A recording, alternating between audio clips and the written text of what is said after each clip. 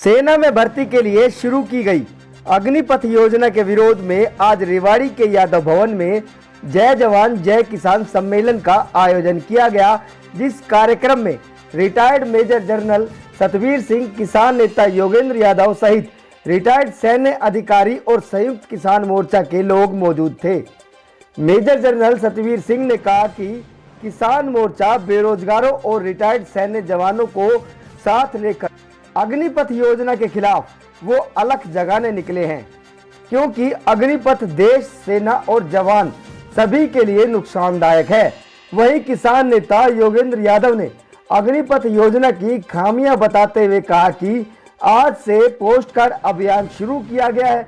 इस अभियान के तहत वो उन लोगों को रक्षा मंत्री को पोस्ट कार्ड लिखने के लिए कह रहे हैं जिन्हें अग्निपथ योजना लागू करना देश और जवान के खिलाफ लगता है। योगेंद्र यादव ने कहा कि अग्निपथ योजना का नुकसान सबसे ज्यादा दक्षिण हरियाणा के युवाओं को है, क्योंकि जिस दक्षिण हरियाणा से बड़ी संख्या में युवा सेना में भर्ती होते थे, अब केवल एक वर्ष में 95 बच्चों का नंबर ही सेना में भर्ती के लिए आ पाएगा।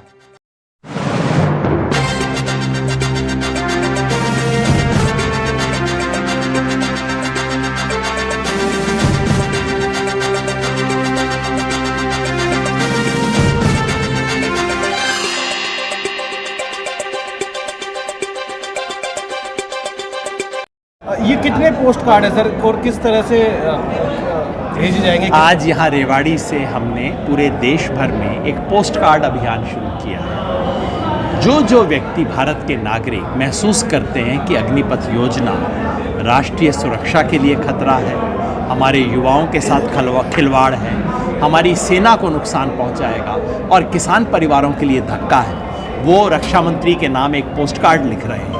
और हमारी उम्मीद है कि धीरे धीरे जब ये कैंपेन बढ़ेगा, लाखों पोस्ट कार्ड इन तक पहुंचेंगे और इन्हें पता लगेगा कि इस देश की जनता, जिसको टीवी पे आने का मौका नहीं मिलता, वो इस योजना के विरुद्ध है, उन्हें ये योजना वापस लेनी पड़ेगी। ऐसे बड़े पॉइंट्स आपने बताया जिनका जिक्र लोगों को पता नहीं है, जैसे कुछ पॉइंट्स हैं अग्निपथ जो योजना है उसमें मोटा मोटा जो बड़ी खामी है।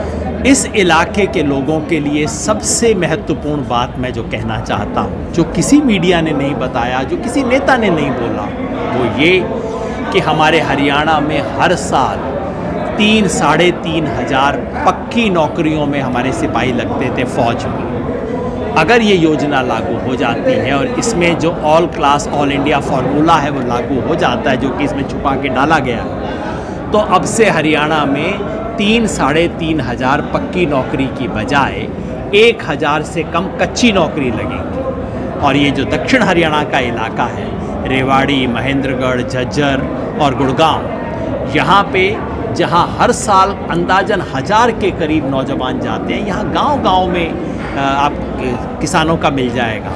यहाँ हर साल कम से कम 1000 से ज़्यादा जवान भर्ती होते थे फौज में।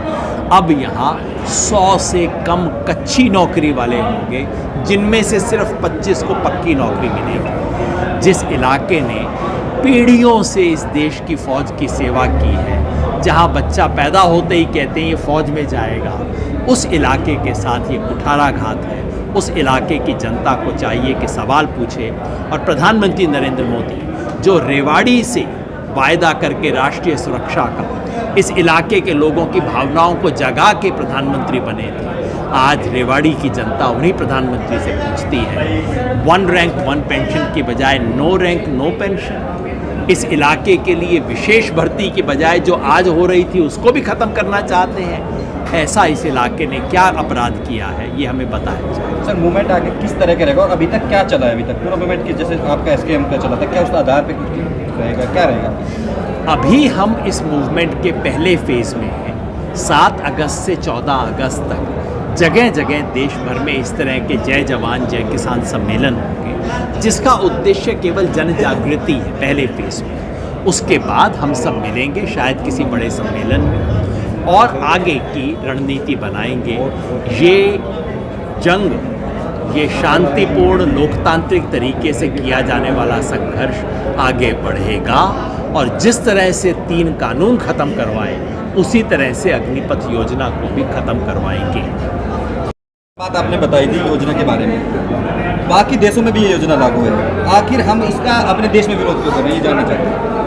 बाकी देश कौन सी देश की बात कर रहे हैं? अगर आप इजराइल की बात कर रहे हैं तो उनकी आबादी 80 लाख है, हमारी आबादी 140 करोड़ है। दूसरी बात, उनमें थोड़े से लोगों की ज़रूरत है तो वो ज़बरदस्ती उनको लाते हैं, इसलिए वहाँ 4-4 साल में फिर बाहर चले जाते हैं दूसरे व्यवसाय करने के लिए।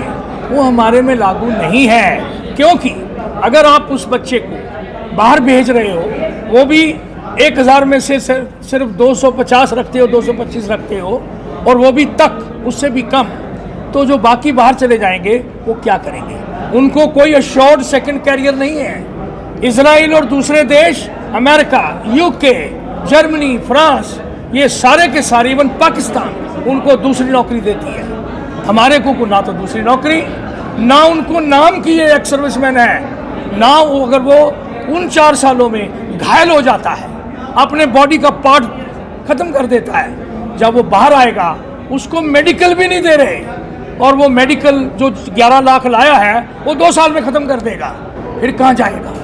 फिर जो उस बेचारे को थोड़ा सा जो साधन 2-4 पैसे कम मिलता था, कैंटीन, वो भी खोस ली उससे, और जो रिजर्वेशन थी, जो आजकल 25%, 24% रिजर्वेशन ग्रुप डी, सी, बी की हैं, वो भी नहीं रही। और ऑलरेडी इतने लोग जो हमारे 31, जैसे हरियाणा के 4 लाख, 4.5 लाख हमारे एक्स सर्विसमैन हैं, उनके में से 24% जो ग्रुप डी, सी, बी के हैं, उनमें से केवल 1.7% सिर्फ उनको दिया है, और बाकी नहीं दिया। तो फिर इनको कैसे देंगे? हरियाणा के चीफ मिनिस्टर साहब ने कहा कि हम सभी अग्निपथ को दे देंगे। मैं उनसे पूछा चिट्ठी के भी थ्रू कि मेरे को बताओ, पहले वाले को तो दिया नहीं, तो इनका क्या सोच कर रहे हैं? तो ये पथा जो है हिंदुस्तान के लिए नहीं है, देश की हानिकारक है, फौज के लिए हानिकारक है, और इंडिविजुअल के लिए हानिकारक है। सर, जो सर्विंग जो ऑफिशियल हैं आर्मी के, उनको छोड़ दिया जाए, जो आपके जो रिटायर्ड जो ऑफिसर्स हैं वो भी बटे हुए नजर आते हैं। जनता क्या आखिर कैसे सोच बनाए, आखिर सही और गलत क्या है? देखो, संसार में हमेशा 2 पहलू रहे हैं, 3 पहलू रहे हैं। अगर कोई ऐसी, और सिर्फ प्योरली अगर डिफेंस के बारे में बात करें, तो दिल में जब रात को सोएंगे तो जो विरोध भी जो कह रहे हैं कि अच्छी है, वो भी दिल में रोते होंगे। ये मेरा यकीन है 40 साल के अभ्यास के बाद। लेकिन कोई और कारणों से अगर वो ऐसे बोल रहे हैं तो वो सच्चाई नहीं है। आगे की क्या रूपरेखा रहेगी? जिस तरह से आज यहाँ से रेवाड़ी से आपने एक अच्छा कार्यक्रम किया, तो आगे क्या? देखिए, हम सब ने मिलके Samyukt Kisan Morcha, united front of ex serviceman और सभी ऑर्गेनाइजेशंस, युवा की, इन सब को मिलकर हम पूरे देश भर में जाएंगे। अभी 7 दिन का प्रोग्राम है, और 7 और 9 का हो गया, 10 का प्रोग्राम है। भाई ने बताया भी, लिखा भी हमने कि वो इंदौर में होगा मध्य प्रदेश में, 11 का बिहार में होगा, 12, 13, 14 पंजाब में होगा।